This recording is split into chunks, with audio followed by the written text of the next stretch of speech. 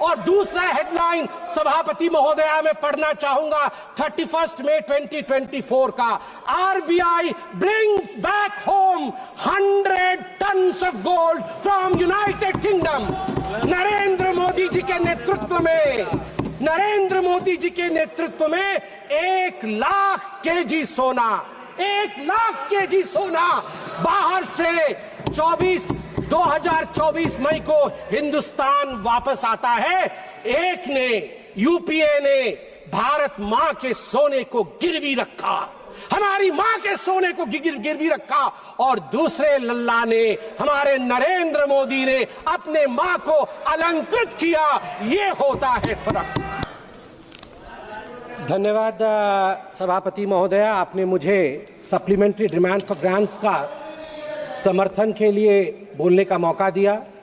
माननीय प्रधानमंत्री श्री नरेंद्र मोदी जी की दूरदर्शी नेतृत्व यह सुनिश्चित करती है कि जो भी हम खर्च कर रहे हैं उसका हर एक रुपया अर्थव्यवस्था को मजबूत करने के लिए, नागरिकों को सशक्त करने के लिए और एक सशक्त भारत के निर्माण के लिए ही खर्च होता है, उसका योगदान होता है।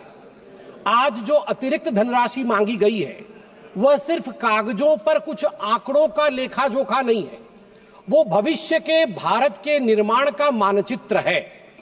सभापति महोदया, 2004 से 2014 के दौरान आपको जान के आश्चर्य होगा 94,060 करोड़ रुपए की बजट राशि, जो कि लगभग 14 विभाग, सामाजिक विभाग और ग्रामीण विकास मंत्रालयों से संबंधित थी, वह खर्च नहीं हो पाई थी। 10 वर्षों में यह बजट का लगभग 6.4% हिस्सा उस समय खर्च नहीं कर पाई थी यूपीए की सरकार।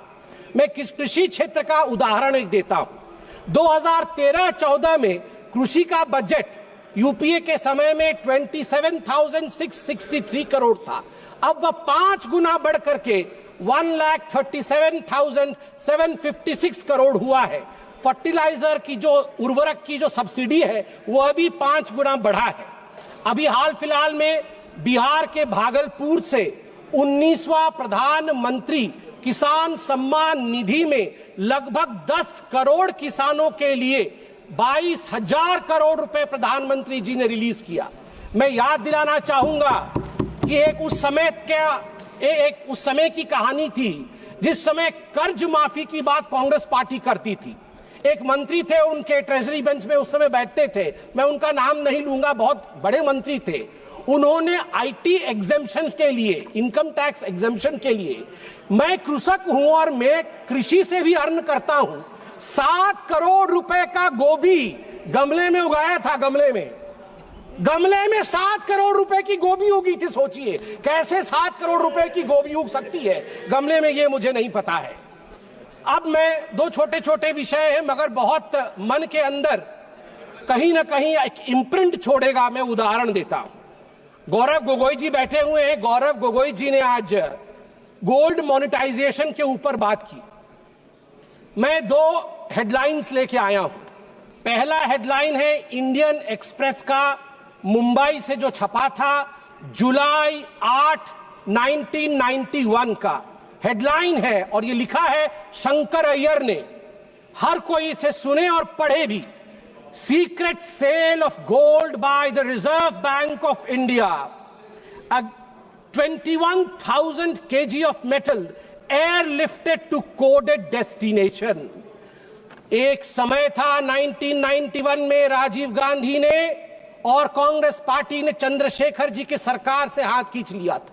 उस समय लिक्विडिटी की अभाव थी, देश में एक त्राहिमाम की सिचुएशन बनी थी अर्थनीति में, और उस समय पहली बार हिंदुस्तान के ऊपर वो त्रासदी आई थी कि देश के सोना को 67 टन्स ऑफ गोल्ड, इसको गिरवी रखा पड़ा था। और शंकर अय्यर जी कहते हैं कि मैं मुंबई के एयरपोर्ट में देख रहा था, चुपके गाड़ियां आ रही थी आरबीआई की और हिंदुस्तान के सोने को एयर इंडिया के एयरबस में लोड किया जा रहा था, हिंदुस्तान के बाहर भेजा जा रहा था।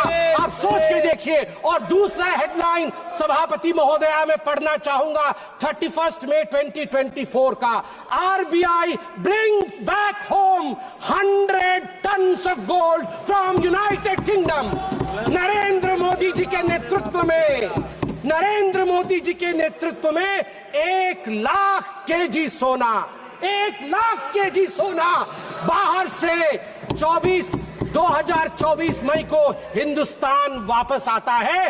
एक ने, यूपीए ने भारत मां के सोने को गिरवी रखा, हमारी मां के सोने को गिरवी रखा, और दूसरे लल्ला ने, हमारे नरेंद्र मोदी ने अपने मां को अलंकृत किया। ये होता है फर्क।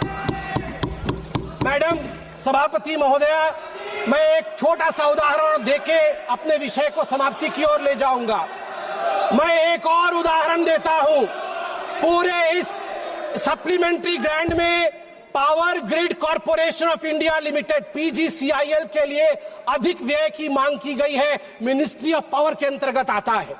मैं एक हेडलाइन पढ़ता हूं, जुलाई 31, 2012 का 3 ग्रिड। मुझे याद है अभी निर्मला सीतारमन जी आएंगी। निर्मला सीतारमन जी उस समय प्रवक्ता थी, पार्टी की, बैठी हुई थी एक चैनल के डिबेट में। अचानक अंधकार हो गया, डिबेट बीच में बंद हो गया, और 22 राज्य में अंधकार हो गए थे, क्योंकि 30 और 31 जुलाई 2012 को नॉर्दर्न ग्रिड, ईस्टर्न ग्रिड और नॉर्थ ईस्ट ग्रिड, तीनों ग्रिड फेल हो गए।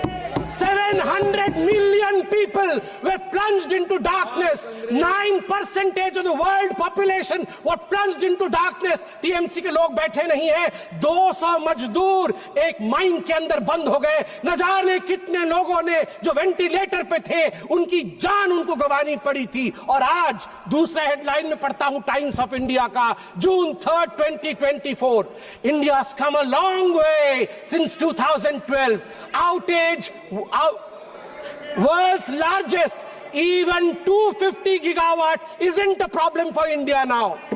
मई 30, 2024 को अचानक भारत की जो पावर की रिक्वायरमेंट थी वो सारी रिकॉर्ड तोड़ देती है। 250 गीगावाट हो जाता है भारत की पावर की आवश्यकता, मगर हमारा ग्रिड टूटता नहीं है, फेल नहीं होता है। World's largest unified power grid, ये हमारे नरेंद्र मोदी जी ने देश को बना करके दिया है।